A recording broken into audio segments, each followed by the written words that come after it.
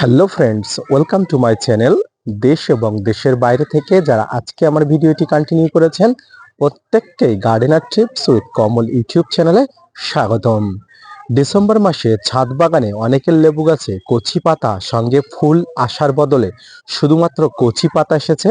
সেই সমস্ত ছাদ বাগানিরা বিচলিত হয়ে পড়ছেন যে কি করব, এবছর কি ছাদ বাগানে আর কচি পাতা এসে গেছে আর ফুল আসবে? এই ধরনের নানা প্রশ্ন তাদের মনে ঘুরপাক খাচ্ছে। কখনো কখনো অনেকে দ্বিধাগ্রস্ত হয়ে পড়ছে যে এবছরে বোধহয় ছাদ বাগানে লেবু গাছে ফুল আসার সিজন শেষ হয়ে গেছে। তাদের জন্য আজকের ভিডিওটি অত্যন্ত গুরুত্বপূর্ণ। আজকের ভিডিওটি দেখানো হবে যে সমস্ত গাছে কচি পাতা এসে গেছে ফুলের বদলে সেই সমস্ত গাছে পুনরায় ফুল আনার জন্য বিশেষ একটি পদ্ধতি প্রয়োগ করতে হবে। পাশাপাশি বিশেষ কয়েকটি জৈব তরল সার বাড়িতে প্রয়োগ করে গাছেতে প্রয়োগ করতে হবে। তো কি সেই সার কিভাবে প্রয়োগ করবেন, আসুন বিস্তারিত আলোচনা করি। ভিডিওটি না স্কিপ করে কন্টিনিউ করুন।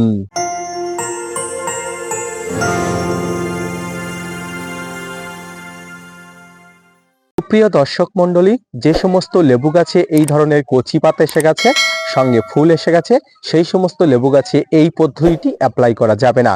কিন্তু যে সমস্ত লেবু গাছে ফুল আসেনি, শুধুমাত্র কচি পাতা এসে গেছে, শুধুমাত্র সেই সমস্ত লেবু গাছে কিন্তু এই পদ্ধতিটি অ্যাপ্লাই করতে হবে।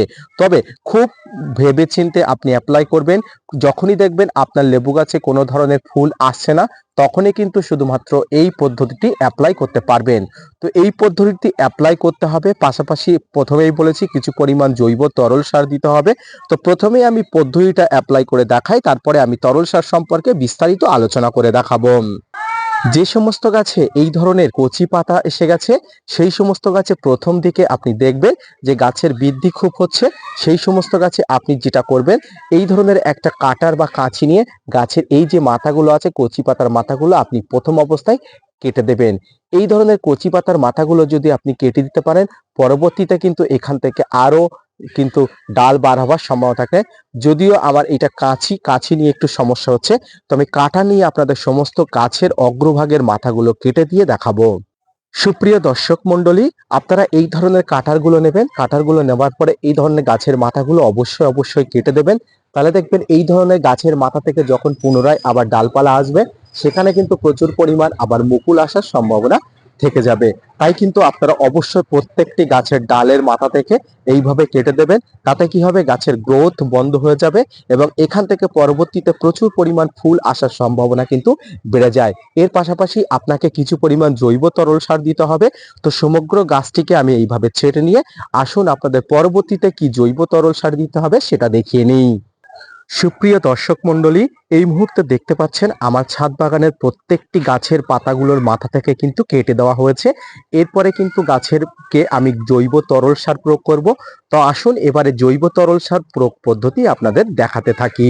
তো ফ্রেন্ডস, এইপরে গাছের পাতাটা হালকা করে ছেটে দেওয়ার পরে, অর্থাৎ গাছের যে কচি পাতাগুলো ছেটে দেওয়ার পরে আপনাকে যেটি করতে হবে সেটি হচ্ছে এই ধরনের দুটি পাত্র আপনাকে জোগাড় করতে হবে।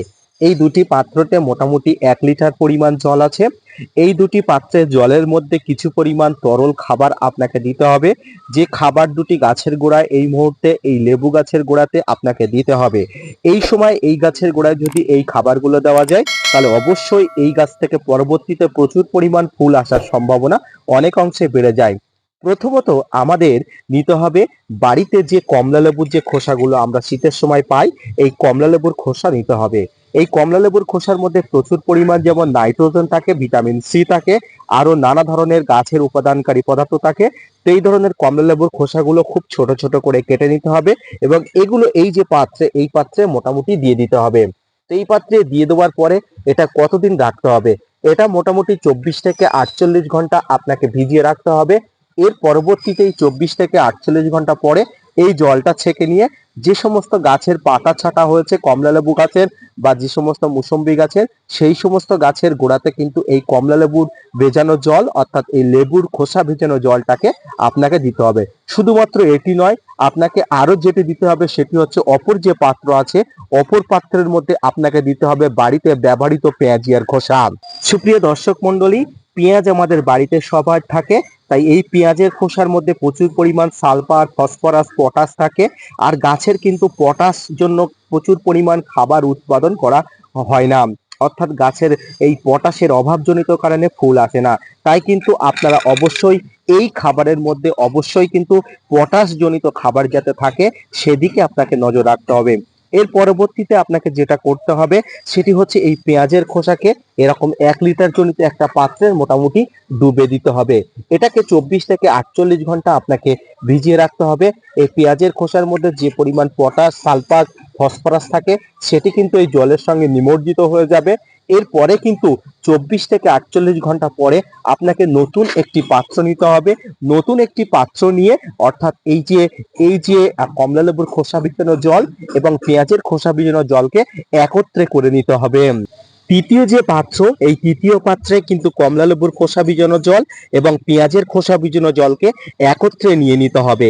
একত্রে নিয়ে নেওয়ার পরে এই জলের মধ্যে যদি আপনারা বাড়িতে থাকা হলুদ গুঁড়ো একটু মিশিয়ে দিতে পারেন তাহলে কিন্তু খুব বেশি ভালো হয়, না দিতে পারলেও কোনো অসুবিধা নেই।